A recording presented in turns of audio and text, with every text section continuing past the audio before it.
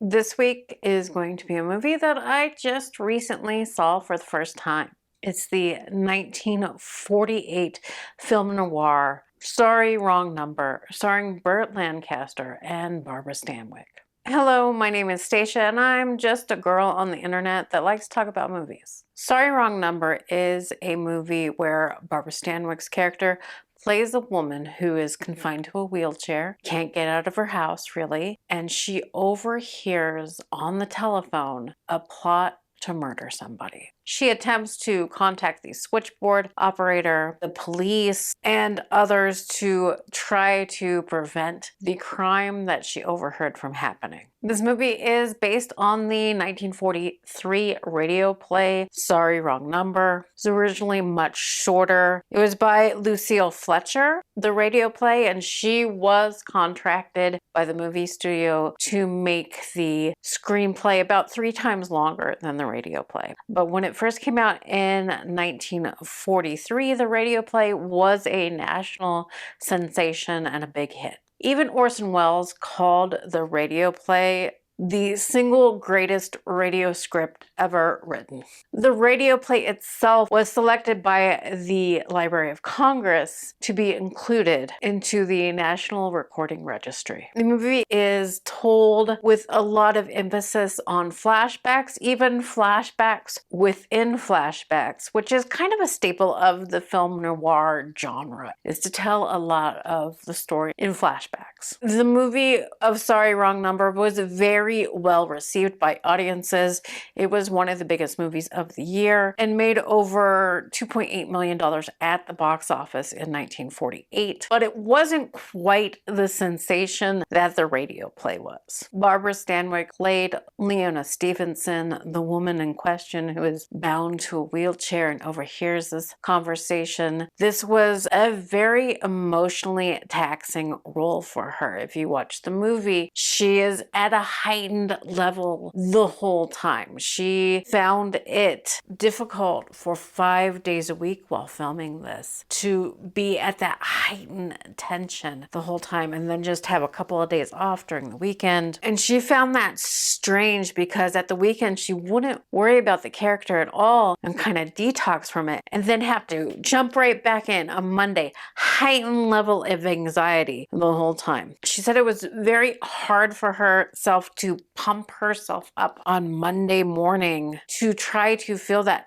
desperate attention again. And Barbara Stanwyck, this was her 4th Academy Award nomination for Best Actress for the movie Sorry, Wrong Number. And she is one of those actresses where they were great in everything, memorable, and never won an Academy Award. I think she was nominated for a total of 4 Academy Awards in her film career, so this was her last nomination. She does go on to get an honorary Oscar in 1982. Playing Leona Stevenson, husband in this movie is Burt Lancaster, playing Henry Stevenson. And this movie was a departure for Burt Lancaster at this point in his career. He was usually at this point, and through most of his career, defined by the virile, take charge roles. He had to really win over the producers to get this role. He told them that he believed the audiences would be interested in watching a physically powerful man. And Burt Lancaster was a big man, over 6 feet tall, which was rare back in the 1940s. But he wasn't like a plump man, but he was a large, imposing character. So that's how people saw. And he was very strong. He used to be a circus acrobat before he became an actor. He was a very strong, fit, large appearing man. And he thought that, he told them, the audience would be interested in seeing a physically powerful man get beaten down. This made the producers give in and give Lancaster the part. His character is kind of a weak, henpecked husband. And it was really a chance for Lancaster to show his range as an actor. Barbara Stanwyck really, at this point in her career, didn't need that. Barbara Stanwyck had an impressive career. Like I said, this is her 4th time being nominated for an Academy Award. She didn't need to break out in more critical and more varied roles in her career. Although Barbara Stanwyck at this time was getting older, and you'll really see her career after that not go downhill, but after this, with the advent of television, you see her getting more television roles because time is less kind to women actors, and there's less roles, especially in feature films, for an aging actress. And TV opened up more roles for an actress that was over the age of 40 at that time. But Burt Lancaster, this led him to be able to surprise everyone, and they were with Burt Lancaster's portrayal as Henry Stevenson in this movie. And this led him to keep making sort of oddball role choices to get out of his heavy man start of his career, be able to make movies and be characters in movies like The Rose Tattoo and The Sweet Smell of Success. And Sorry Wrong Number, besides being on the radio and radio play, actually, I think in 1960, Burt Lancaster and Barbara Stanwyck re-teamed to do Sorry Wrong Number for the radio, the 60-minute radio version. But besides that, there are other television and film versions of the play. The first time that was performed for a television audience was actually before the movie came out. On January 30th, 1946, Sorry Wrong Number was broadcast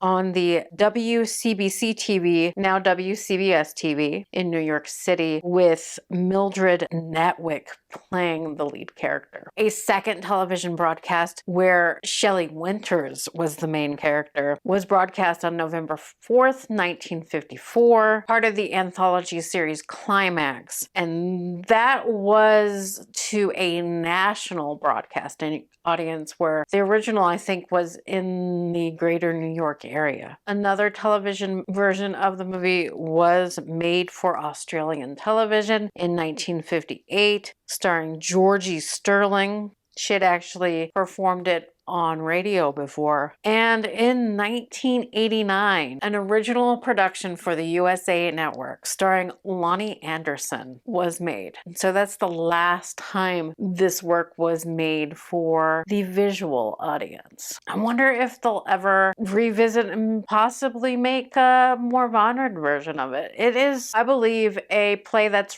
ripe for being remade. And in 1948, also later in the year after the movie came out, Barbara Stanwyck actually did a parody version of her role in Sorry Wrong Number for the Jack Benny television program. And for the more modern zeitgeist for this movie, clips from Sorry Wrong Number were used in the 1982 Steve Martin film Dead Men Don't Wear Plaid. In 1991, they used clips in the movie Dead Again. And most recently, in 2014, clips of the movie were used in Jack Ryan Shadow Recruit. This was originally a 22-minute radio play that premiered in 1943, was a cultural phenomenon at the time, which, like I said, made it ripe to be remade into a movie. Agnes Moorehead was the original Leona when it was first broadcast on the Suspense radio program.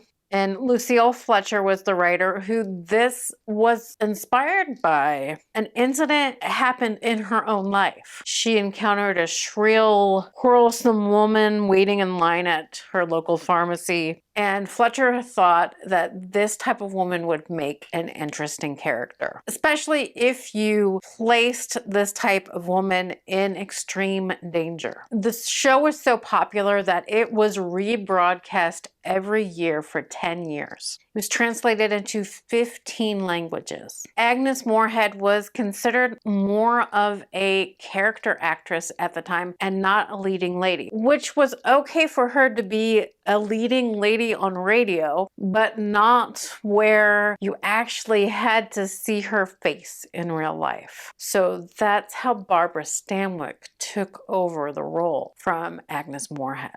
You have to understand, Barbara Stanwyck shot this over a 12-day period where it was just her and talking to people on the telephone. Most of the time, she's confined to her bed even in the movie. They shot her scenes in chronological order because doing this, she believed, would help her build the terror of her characters most effectively. Almost from the word go, Stanwyck said, she was way up there emotionally and stays there day after day. I decided I'd prefer to jump in, bam, go, stay there, up. Try to sustain it all the way through and shoot the works. And Barbara Stanwyck also maintained that the terror she portrayed in this movie was what actually led to her hair starting to turn gray. Whether that is true or not, that caused that, who knows? But Barbara Stanwyck believed it. And Sorry Wrong Number was shot in the backlot of Paramount Studios. Paramount actually retains the rights to this movie to this day, which is rare nowadays for Paramount Pictures made of that time between like 1930 and 1950, because Paramount sold off a lot of their movies in a great purge to make money, and a lot of their older movies are actually owned by Universal now. So Comcast, I guess, in that context, because they own Universal. It is a good one to watch. It's just one of those movies that kind of sucks you in, takes you along for the ride. It's one of those rare movies that takes place in real time with some flashbacks in there. I'll grant you that the flashbacks are in there. But the events of the movie, really what's going on, happens in real time, which always makes an interesting case for a movie. You're in there and along with the character for their ride, and you're with them at the same time of these revelations. And if you're a fan of the film noir genre, this is definitely a good one to watch. But thank you for joining me. My name is Stacia, and like I said, I just like watching and talking about movies, and this is my little corner of the internet where I get to do that and get to talk to people about them. I'd love if you would subscribe to the channel if you like movies and classic movies just as much as I do. I'm trying to get to 1,000 subscribers. I'm almost there. So if you'd like to help me out with that, that's another reason to subscribe. And also it further helps me out when you comment on the videos, and I love responding to your guys' comments. I love when you include your insights, what you think about the movies, if you've ever seen it, or just tell me about other movies that you like. If you like this, give me a thumbs up, share it with other people if you know other people that like movies. I would love that, but I will see you next time.